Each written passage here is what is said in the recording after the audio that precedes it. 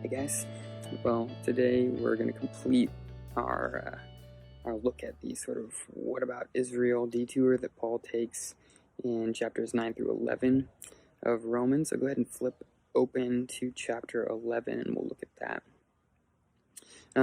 In chapter 9, Paul made it clear that salvation is on the basis of God's sovereign choice and on the basis of God's promises. And then in chapter 10, he shows how that led to a message of salvation for all people. All who call on him in faith will be saved, right? This is a massive shift in the relationship between God and Israel in particular. Of course, it's really only a shift for the Israelites and sort of their way of thinking of their relationship with God. But they've got to wrap their mind around the fact that now they must come to relationship with Yahweh on the basis of faith and receive righteousness as a gift. It's understandable that this would be a major shift for them. It's a big change in thinking, considering that they've spent thousands of years trying to keep the law of Moses and utilizing the sacrificial system to sort of stay on good terms with God. So this is a big change for them. Paul ends chapter 10 quoting God speaking through Isaiah, saying, "All day long I've held out my hands to a disobedient and contrary people." So that's where he ends chapter 10, and that's kind of an ominous statement. And it's fair to ask, what exactly does God mean by that? What does it mean? What is he or possibly implying by saying he's been holding his hands out to a disobedient people all this time? Well, Paul begins chapter 11 addressing that exact question. So let's read verses 1 through 6. I ask then, has God rejected his people? By no means. For I myself am an Israelite, a descendant of Abraham, a member of the tribe of Benjamin. God has not rejected his people whom he foreknew. Do you not know what the scripture says of Elijah, how he appeals to God against Israel? Lord, they have killed your prophets, they've demolished your altars, and I alone am left, and they seek my life. But what is God's reply to him? I have kept for myself 7,000 men who have not bowed the knee to Baal. So too at the present time there is a remnant chosen by grace. But if by grace, it's no longer on the basis of works. Otherwise, grace would no longer be grace. So clearly, Paul is absolutely convinced that God is still faithful to Israel. God has not rejected them. He's not written them off. He gives himself as an example of the fact that there are Israelites who have come to know God by the way of grace through Jesus. Then he brings up this really interesting citation from the Old Testament. He quotes an exchange between God and the prophet Elijah from 1 Kings 19. And it's important to understand here that Elijah has recently defeated these prophets of Baal in sort of a contest on the top of Mount Carmel. If you recall, Elijah and the prophets of Baal, they each set up sacrifices on an altar. And then they took turns praying to their gods to ask for their gods to send fire to consume the sacrifice that they'd set up. And so these prophets of Baal, they spend like half the day dancing around and crying out, and they're like cutting themselves, and they're doing all these crazy things to try and get Baal to send fire down, while Elijah makes jokes about why Baal's not sending fire, like, oh yeah, maybe he's just in the bathroom and he's got to take care of that before he sends fire down, or maybe he's got somebody who came to visit. He's making all these jokes about why Baal's not responding with fire. And then Elijah soaks his sacrifice. He dumps water on it. He just like pours tons of water all over his sacrifice because he doesn't want it to be, too easy for God to send divine fire from heaven to consume this sacrifice.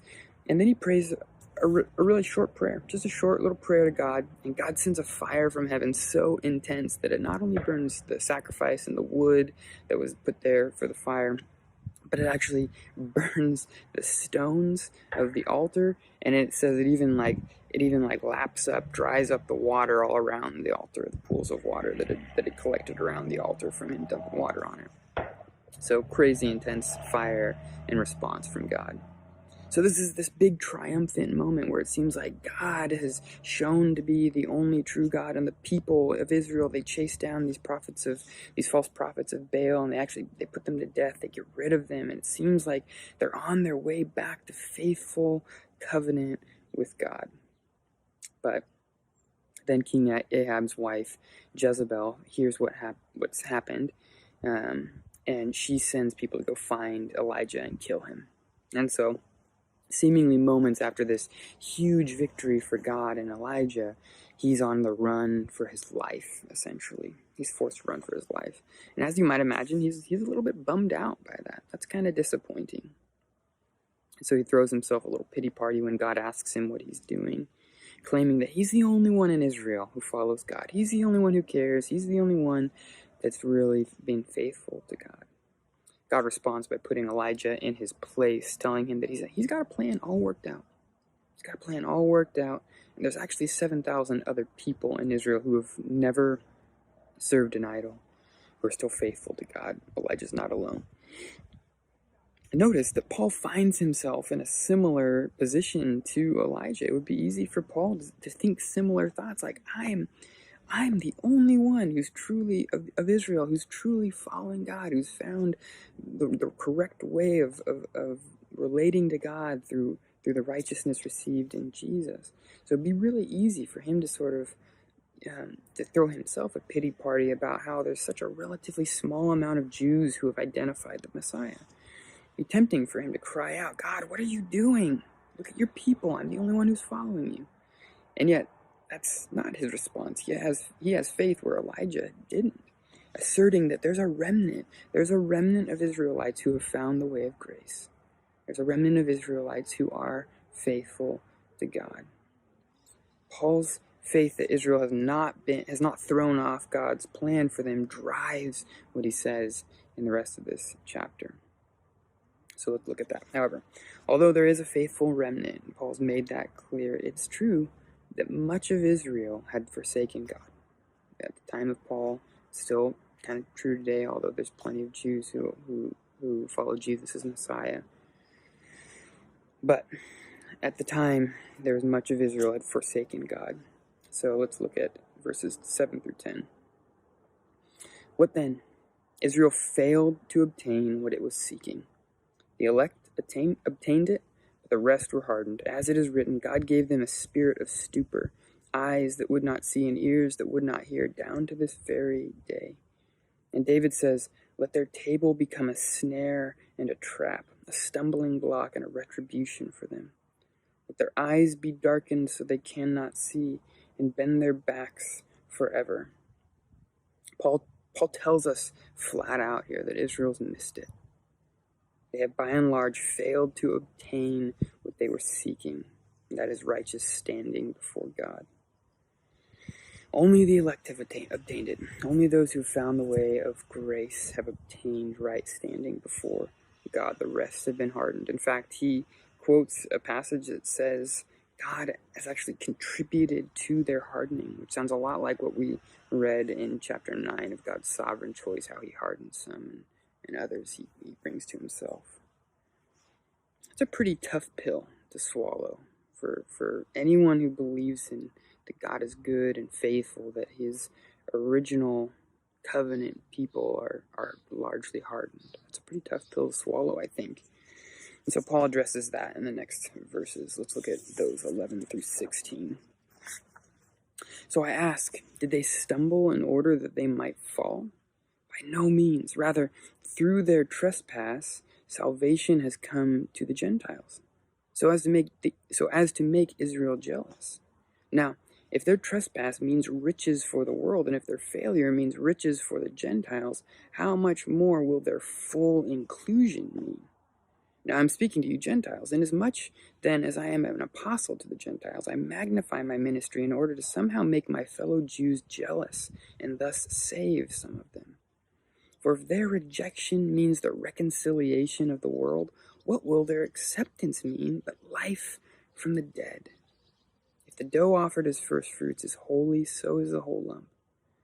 And if the root is holy, so are the branches. So he asks this rhetorical question: is Israel's stumbling the end of them? It's the end. His emphatic answer is no. No, it's not the end. This is not the end of Israel and God's relationship. There's a great purpose, actually, to their stumble. And there's still a future for them. Their failure opened the door for the rest of the world to be brought in, invited into covenant with God. Not only that, but Paul says even that inclusion was meant to actually make Israel jealous and draw them back to God. Paul then does a very common bit of ancient logic here. He says, if this bad thing, Israel's stumbling, that happened to Israel led to the good of the world being saved, then a good thing happening to Israel would mean an even greater good for the whole world. Okay, that's just ancient, really common ancient logic. You see it all throughout the Bible. Basically, if a bad thing led to good for the world, then a good thing for Israel is going to lead to an even better thing for the world. In short, Paul is convinced that God will bring Israel back to himself, and it will only increase the blessing God has poured out into the world through Jesus. Okay. And now Paul warns his Gentile readers from about being prideful in verses 17 through 24. So let's read those. But if some of the branches were broken off, and you, although a wild olive shoot, were grafted in among the others, and now share in the nourishing root of the olive tree, do not be arrogant toward the branches. If you are, remember, it's not you who support the root, but the root that supports you. Then you will say, branches were broken off that I might be grafted in. That is true. They were broken off because of their unbelief. But you stand fast through faith. So do not become proud, but fear. For if God did not spare the natural branches, neither will he spare you. Note then the kindness and the severity of God. Severity towards those who have fallen, but God's kindness toward you, provided you continue in his kindness. Otherwise you too will be cut off. And even they, if they do not continue in their unbelief, will be grafted in, for God has the power to graft them in again. For if you were cut off from what is by nature a wild olive tree and grafted contrary to nature into a cultivated olive tree, how much more will these, the natural branches, be grafted back into their own olive tree? All right, that's a long chunk. But in these verses, Paul reminds his readers of the incredibly important role Israel plays in salvation history. Israel was the root from which salvation came, from which salvation grew. The covenant of grace through Jesus came out of the covenant God had with Israel. It all comes out of that. It would have been possible for Gentiles to think something like, wow, Israel really messed up, and I must be really important because God cut them off and chose to include me instead. That could cause maybe some pride in the Gentile hearers or readers.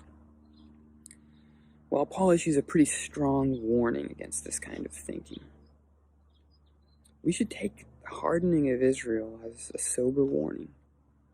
If God allowed his original covenant people to be hardened the way he did, who's to say that couldn't happen to us if we get taken away by our pride? So, we ought to be humbly thankful for our position on the tree of God's people and pray that Israel would come back to God. They would return to God and be grafted back in. Paul sums it all up here in verses 25 through 32. Lest you be wise in your own sight, I do not want you to be unaware of this mystery, brothers. A partial hardening has come upon Israel, until the fullness of the Gentiles has come in. And in this way all Israel will be saved. As it is written, the deliverer will come from Zion. He will banish ungodliness from Jacob. And this will be my covenant with them when I take away their sins. As regards the gospel, they are enemies for your sake. But as regards election, they are beloved for the sake of their forefathers. For the gifts and the calling of God are irrevocable. For just as you were at one time disobedient to God, but now have received mercy because of their disobedience, so they too now have been disobedient in order that by the mercy shown to you, they also may now receive mercy. For God has consigned all to disobedience that he may have mercy on all. Okay, so Paul makes three big claims here in these verses. One, what's happening to Israel is ultimately a mystery. It's a mystery. We don't understand it all. We don't understand everything that God is doing in his relationship to Israel and how they fit into all this. Much of it is mystery. Second, one thing is sure, and that is that the hardening of Israel opened the door for Gentiles, for the rest of the world, to be saved. And then three, Paul is convinced that God is going to call Israel back to himself. That God's going to call Israel back to himself in a big way. Included in all this is the fact that however God calls Israel back to himself, or whenever God calls Israel back to himself, they will need to now come through the new way of mercy in Jesus. Okay? That's what he means when he says that so they too have been disobedient, in order that by the mercy shown to you in the death and resurrection of Jesus, opening the door to salvation for you, by that mercy they may now receive mercy. So that's the way along which Israel must return to God now. So now everyone is put in the same boat as disobedient. The whole world, every person in their natural state is put in the boat of disobedience. But that means that now mercy is available for everyone, whether Jew or Gentile. God has consigned all to disobedience that he might have mercy on all. And then Paul ends this detour with a bit of worship in verses 33 through 36. Let's read those. Oh, the depth of the riches and wisdom and knowledge of God. How unsearchable are his judgments, and how inscrutable his ways. For who has known the mind of the Lord, or who has been his counselor, or who has given a gift to him that he might be repaid? For from him, and through him, and to him are all things. To him be the glory forever. Amen. This gets back to the fact that the work and plans of God are ultimately a mystery. Ultimately fade into mystery. Now you can delve pretty deep into the beauty of what God is doing in the world, and the beauty of what he's done throughout salvation history, and the beauty of what's still to come in salvation history. There's a lot that we can understand. There's a lot that we can know. But no matter how deep you get, you will never find the bottom of the goodness of his wisdom and his ways. No matter how deep you get, it will ultimately surpass your ability to understand it. It will ultimately become mysterious, which means you just have to worship God. He's the God that's got it all figured out, and trust him. Trust him that he's going to bring it all together in the end and resolve it in a beautiful way. As Paul says, God started it all from him. He's working in the midst of it all through him. And he's going to bring it all to a satisfying and glorious end for his own glory, because all things are to him.